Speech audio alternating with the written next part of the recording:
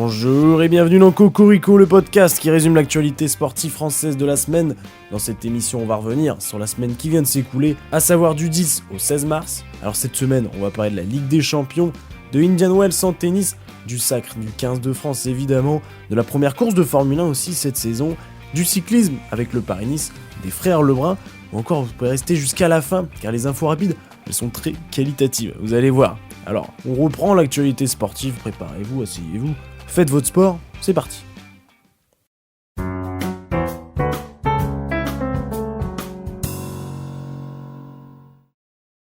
Les huitièmes de finale sont terminés en Ligue des Champions, on connaît l'écart, mais avant ça, retour sur les plus belles rencontres, et même la plus belle rencontre directement, PSG-Liverpool, sûrement l'un des plus beaux matchs de foot de ces dernières années à ce niveau de compétition.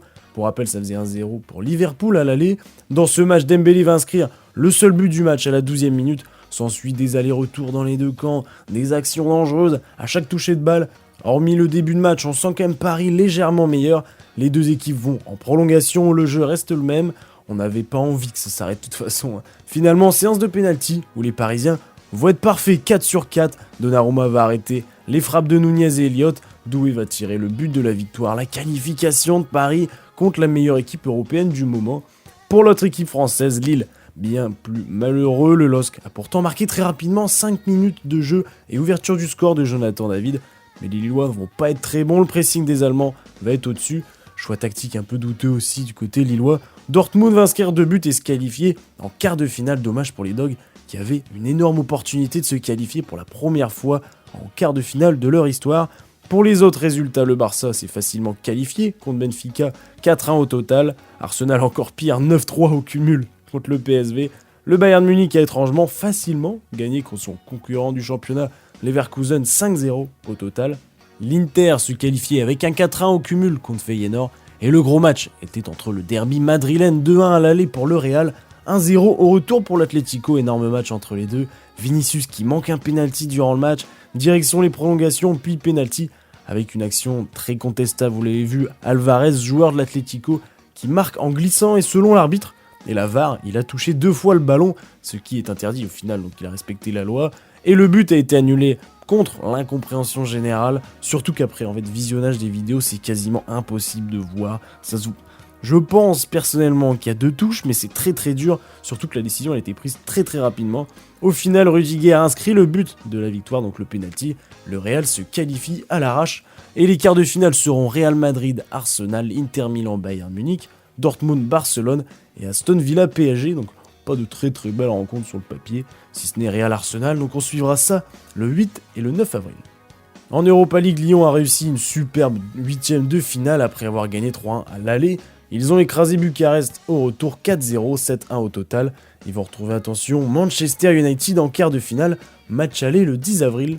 En Ligue 1, dans cette 25e journée, il y a eu le gros choc entre Paris et Marseille, le classique. Paris est en très bonne forme en ce moment, de toute façon ça se voit. Et ils ont surclassé Marseille 3-1, avec un but de plus pour le meilleur buteur de Ligue 1, Ousmane Dembélé, qui en est à 21 buts. Monaco a gagné tranquillement 2-1 à Angers, avec un nouveau but de Biarrette. Nice pêche à Auxerre 1 partout. Lyon passe 5ème avec leur succès 4-2 au Havre, et Lille ne s'est sûrement pas remis de l'élimination en Ligue des Champions, défaite 1-0 à Nantes. A noter que Paris sera officiellement champion s'il remporte le match de la prochaine journée, et ça sera à Saint-Etienne au classement.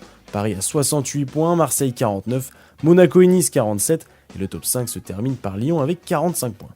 En Europe, en Bundesliga, le Bayern Munich a fait 1 partout à Berlin, énorme match entre Stuttgart et Leverkusen. Stuttgart gagnait 2-0 tranquille, puis 3-1, et en 3-2 à la 70e, puis 84e et 94e minute, Leverkusen passe devant, score final 4-3 dans les derniers instants.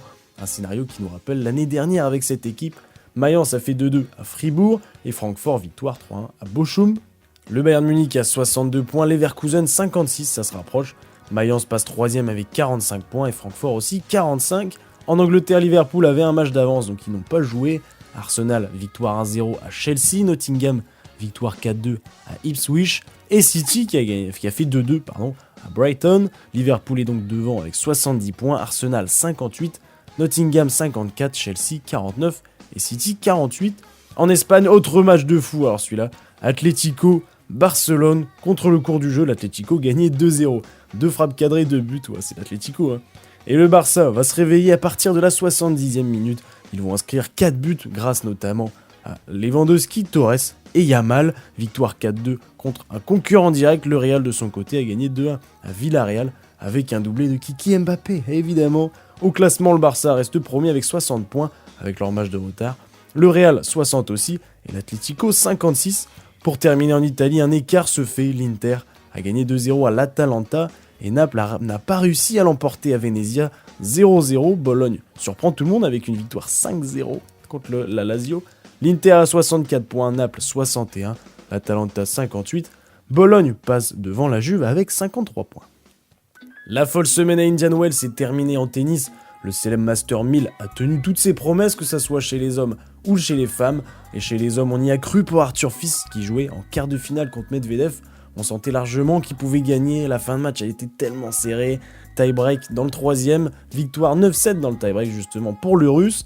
La grosse victoire, la grosse surprise chez les hommes, c'est Jake Draper, jeune Britannique de 23 ans. Après avoir battu Shelton Fritz, il a battu le grand favori Carlos Alcaraz en demi-finale.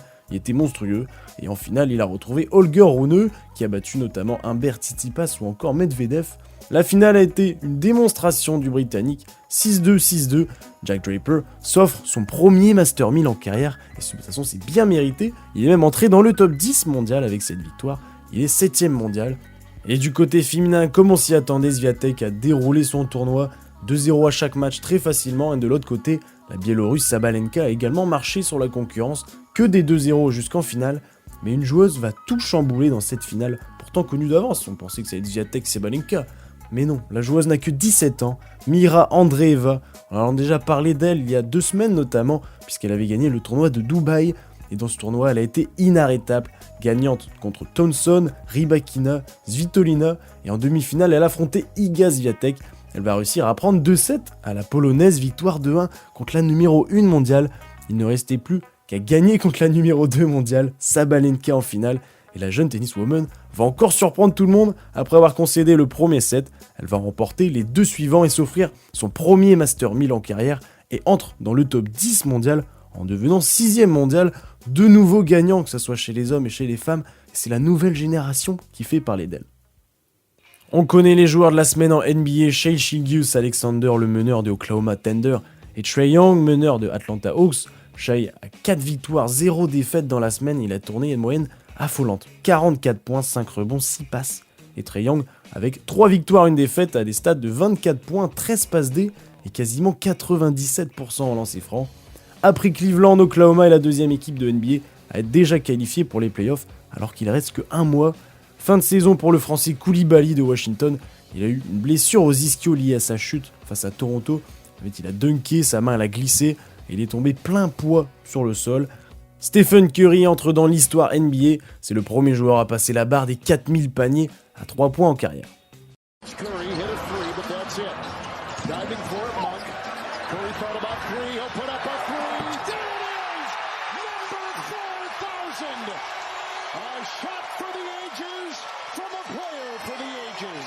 Pour terminer en Amérique, le rookie français Alexandre Sarr a inscrit 34 points face à Denver. C'est son record en carrière et il devient le plus jeune joueur de la franchise de Washington à inscrire 30 points minimum.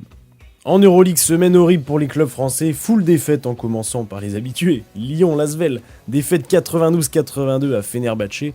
Monaco a perdu 91-88 à Maccabi Tel Aviv et Paris complète cette série avec un 83-81 pour Kaunas. Au classement, Monaco reste 4ème, Paris s'enfonce à la 8ème place et Lyon, on n'y croit plus pour une éventuelle remontée, ils sont 15ème avec 6 défaites de suite. Il n'y a pas eu de championnat français cette semaine, mais il y avait la Coupe de France, les demi-finales entre Paris, Bourg-en-Bresse et Monaco-Le Mans. Paris s'est imposé 99-91 contre Bourg-en-Bresse et on va retrouver en finale Le Mans qui, après avoir battu Monaco en finale de Leaders Cup, je sais pas si vous vous rappelez, s'offre une nouvelle victoire et grosse victoire contre la Roca Team, 102-99. La finale entre Paris et Le Mans sera le 26 avril. Et on termine par l'Eurocoupe féminin Cocorico avec le SBVA, le club féminin, championne l'an passé en championnat, s'offre un double succès aller-retour contre le club hongrois Sopron 66-73 à l'aller et le second 54-46, un plus petit score. Villeneuve d'Ascq se qualifie devant son public pour une nouvelle finale en Eurocoupe Alors la finale aurait pu être 100% française, mais la barre était trop haute pour Lyon, qui devait rattraper 30 points de différence après le match aller. Elles ont gagné quand même tout de même le deuxième match, 74-63, mais pas assez pour se qualifier. La finale sera donc entre l'ESBVA et Ferrol, entre un match aller-retour aussi, donc c'est vrai que je trouve ça un peu étrange qu'ils fassent aller-retour. Bizarre comme fonctionnement de finale, mais bon, finale à retrouver le 26 mars et le 2 avril à domicile.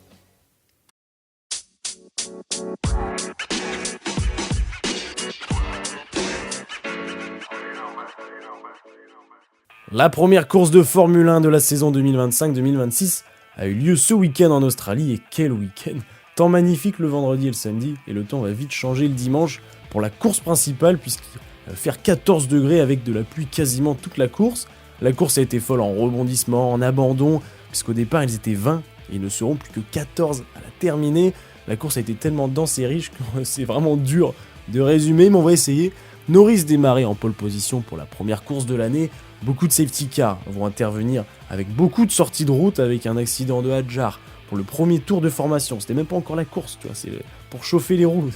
Jack Doohan et Carlos Sainz au premier tour, Fernando Alonso au 34e tour, ou encore Lawson au 47e tour. Il y a beaucoup d'abandons et de chutes. Alors ça va être très stratégique comme course, notamment au niveau des pneus, car la pluie elle cesse, puis elle repart, elle cesse, elle repart. Et les commentateurs ils vont bien résumer ça. C'est moins sombre que tout à l'heure là. Il y a un peu de soleil même maintenant. Oh là là. Les 4 saisons en Australie et à Melbourne. Tous les pilotes glissent les uns après les autres, ça s'arrête pas. Les Ferrari vont tenter de rester sur la piste pendant que les autres vont rentrer pour changer de roue. Alors malheureusement cette stratégie va pas du tout payer. Les 10 derniers tours vont être sans accident, alléluia. Norris, après avoir perdu sa première place, la reprend en seconde moitié de course et il va s'imposer dans ce premier Grand Prix de la saison à Melbourne. Verstappen sera juste derrière à 1 seconde. Finit sur le podium George Russell, qui a fait sa course dans l'ombre, on l'a pas entendu. Côté français, dommage pour Gasly qui tenait des points, mais qui s'est fait dépasser par 3 pilotes dans le dernier tour. Il est 11e et Ocon, avec sa nouvelle écurie Haas, il termine 13e. Le prochain Grand Prix, c'est en Chine le 23 mars, donc ça sera ce week-end. La saison de MotoGP 2025 avait lieu ce week-end avec le Grand Prix d'Argentine, temps beaucoup plus ensoleillé qu'en Australie. Jorge Martin, qui avait raté déjà la première course, a manqué celle-ci et va rater aussi la prochaine en Amérique.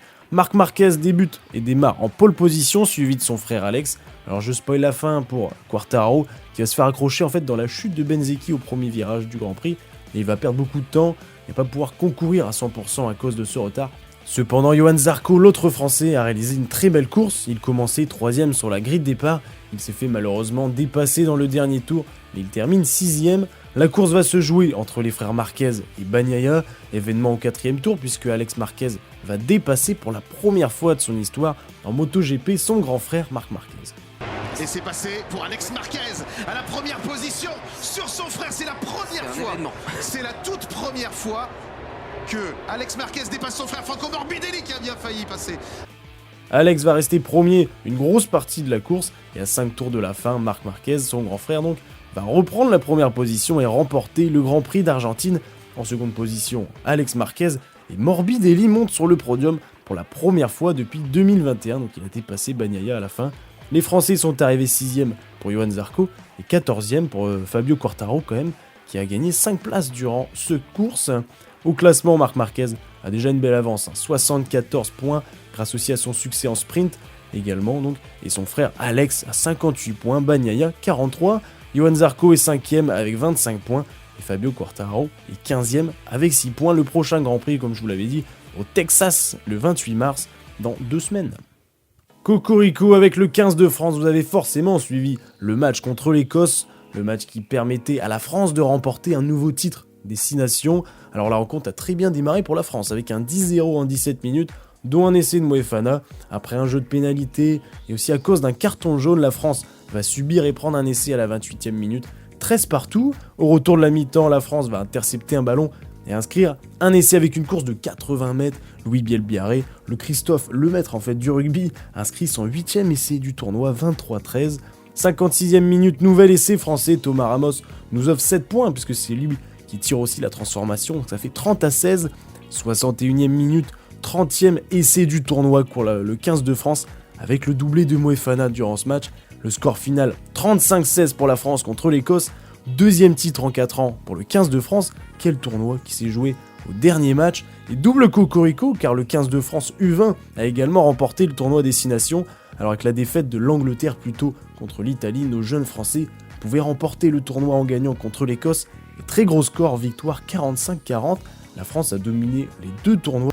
Cette semaine avait lieu le WTT, donc le WTT Champions de Chongqing en ping-pong. Alors évidemment, les frères Lebrun y participaient. Et vous allez voir qu'ils n'ont pas été ridicules face aux Chinois. On commence avec Alexis qui a joué le japonais Togami en 16e de finale. Et grosse victoire 3-2, donc 3-7-2, surtout qu'il perdait 2-7-1. Et en 8e, il est tombé sur le chinois numéro 2 mondial, Juqin Yuang. Donc malheureusement, on l'a vu qu'il y a eu quand même un niveau d'écart, même si on sentait qu'Alexis pouvait faire quelque chose, parce qu'il a enchaîné beaucoup de fautes directes. Ça l'a empêché de rentrer dans le match. Défaite sévère, mais logique, 3-7-0. Pour Félix qui a réalisé un 16e de finale et un 8e de finale exceptionnel. 3-7-0 contre les deux, donc contre l'américain Ja et le japonais Uda. Il était largement dessus de toute façon. Et en quart de finale, il nous a offert un match magnifique d'un niveau... personnellement, j'avais encore jamais vu ça.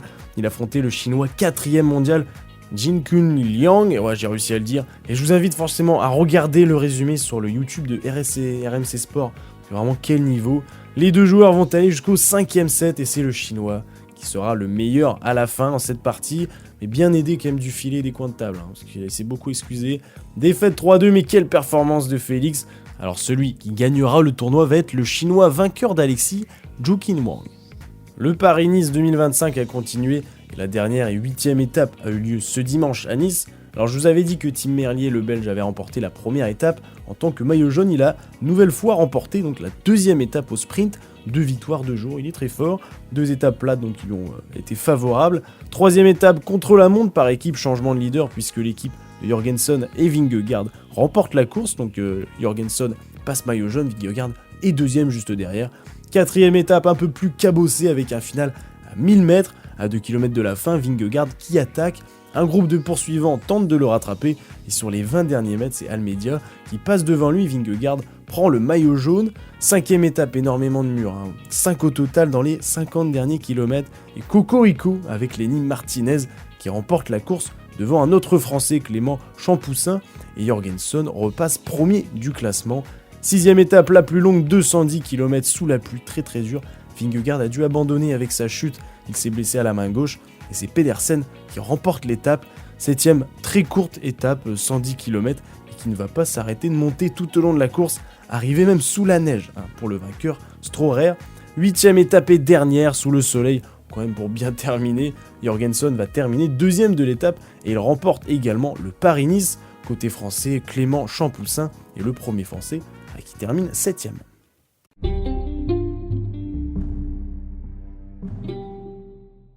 La semaine passée avait lieu la 6e nuit de la Première Ligue en fléchette, donc c'est les 8 meilleurs joueurs qui s'affrontent cette fois-ci à Nottingham, et on a eu de très belles rencontres, notamment en quart de finale, parce que c'est le numéro 1 contre le numéro 2 mondial Littler contre Humphries. Littler va gagner 6-4, et après 6-3 contre Cross en demi-finale pour accéder en finale. Il sera rejoint par Gerwin Price, donc vainqueur 6-4 de Bunting, et 6-1 de Van Gerwen en demi. La finale sera à sens unique, mais le sens que vous ne pensez pas. Price a été monstrueux tout au long de la soirée, victoire 6-3, et il grappille des points au classement, parce qu'au classement, Littler passe premier avec 16 points. Humphries, vu qu'il a perdu au premier tour, il y a eu 0 points, donc il reste à 15 points. Price 12, et Van Gerwen passe à 10 points. Et Bunting n'a toujours pas remporté le moindre match, 6 matchs, 6 défaites.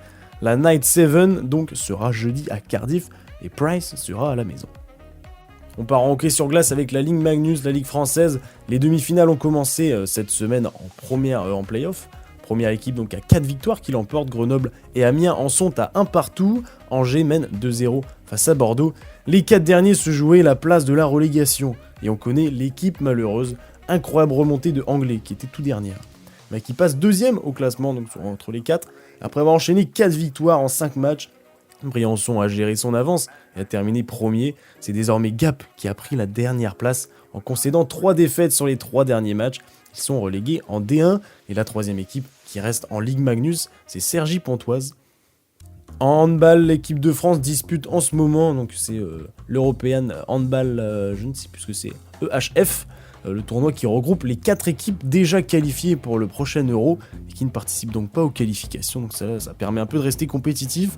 Et les 4 équipes, pas des moindres, hein. C'est la France, la Norvège, le Danemark et la Suède, donc il va y avoir 6 matchs, donc aller-retour, 3 matchs aller, 3 matchs retour. Il y a déjà eu 4 matchs qui ont eu lieu et 4 victoires pour l'équipe de France qui roule sur la compétition.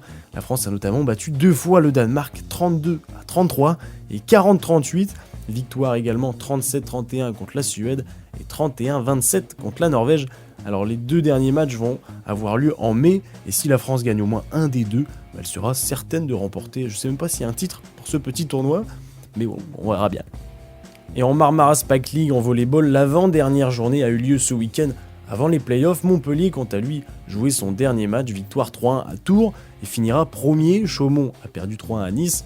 Tourcoing a perdu 3-2 à Cannes. Alors je vous donnerai le classement final des 8 premiers ainsi que les rencontres pour les playoffs la semaine prochaine après la dernière journée du championnat. Et on termine par la meilleure partie, les infos rapides. Je vous ai annoncé du lourd, on commence direct. Sergio Ramos, le joueur de foot, a obtenu son 30e carton rouge en carrière. Lui qui joue en ce moment à Monterrey, donc au Mexique. Et il appartient à un beau classement maintenant, il est dorénavant 2e dans le classement des joueurs ayant reçu le plus de cartons rouges dans l'histoire du foot, tout simplement. Alors je vous donne le top 5 pour les plus connaisseurs. Alors le néerlandais est 5e Edgar Davids avec 25, le brésilien Felipe Melo avec 26, un espagnol en 3e position Pablo Alfaro avec 27, Ramos qui est 2e maintenant avec 30, et le premier loin devant avec 46, le colombien Geraldo Bedoya. Pour info, 2 Français sont dans le top 15 Cocorico. Ah oui. Le premier est Cyril Roll avec 22 et plus récemment Yannick Cahuzac avec 19 cartons rouges.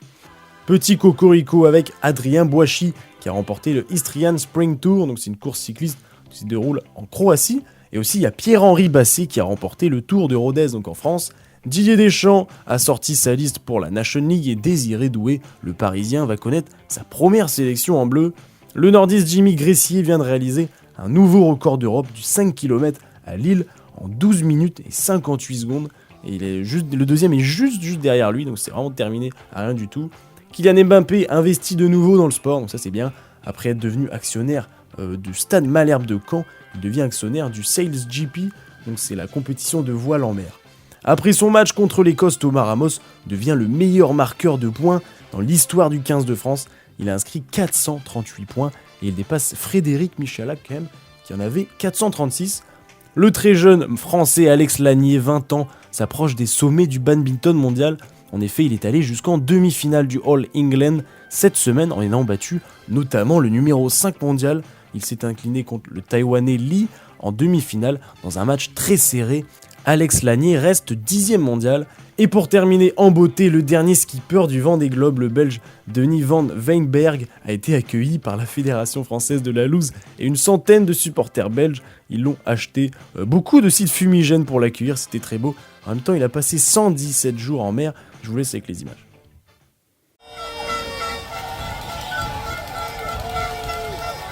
C'est pas un loser, au contraire, c'est le panache incarné de Nice, c'est la résilience, c'est l'aventurier ultime, quoi.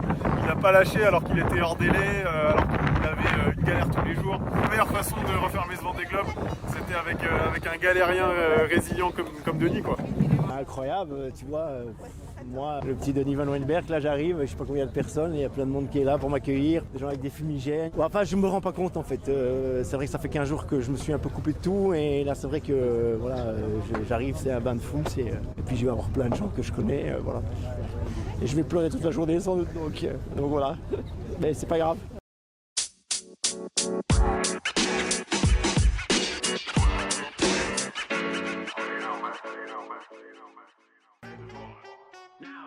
Cocorico épisode 67 est maintenant terminé, j'espère qu'il vous a plu. Qu'est-ce qu'il y a au programme cette semaine? L'équipe de France de football va jouer contre la Croatie, alors qu'il y aura 2 matchs en quart de finale de la Nation League. Le tournoi de Miami en tennis pour les hommes et les femmes qui se suivent, et ouais, ils restent ensemble cette semaine. Et la dernière journée de volleyball du championnat, si vous voulez suivre et voir votre équipe préférée aller peut-être en play-off. Alors n'oubliez pas, c'est bien de faire du sport. Bah non, c'est mieux de... Ah, je la refais, ça. Alors n'oubliez pas, c'est bien de regarder le sport, c'est toujours bien de regarder le sport, mais c'est mieux de le pratiquer. Alors allez-y, il commence à faire beau là, le printemps il arrive, il y a des fleurs, ça sent bon, allez faire un peu de sport.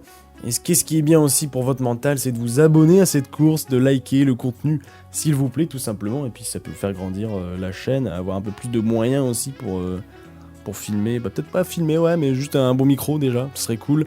N'oubliez pas aussi de partager, ça c'est bien aussi. Bon, faire un peu ce que vous voulez, tout ça, mais essayez de pousser un max. La chaîne serait vraiment cool. En tout cas, je vous souhaite une bonne journée, une bonne soirée, une bonne ce que vous voulez au final, une belle semaine sportive à vous, à la semaine prochaine. Au revoir.